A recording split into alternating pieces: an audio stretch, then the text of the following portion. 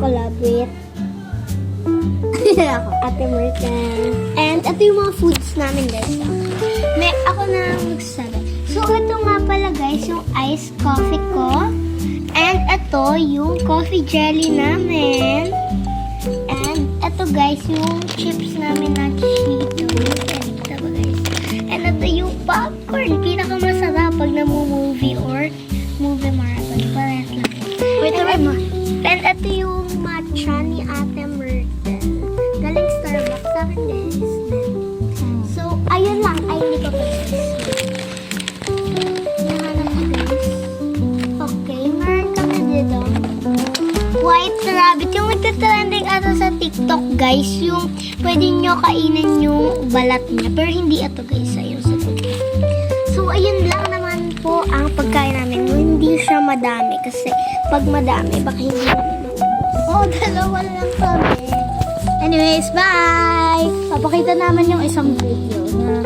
And guys, wait. May isa pa kaming gagawin na video. Kasi papakita namin yung namin, bahay-bahayan. Bye-bye!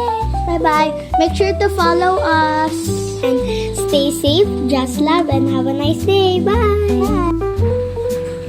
Collab with Ate Myrtle.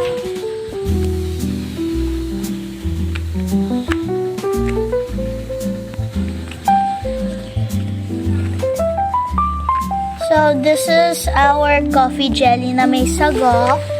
Ito yung popcorn. Ito yung matcha ko na galing sa Starbucks. Ito yung jalapeno Cheetos. Tapos, ito yung iced coffee ni Adi.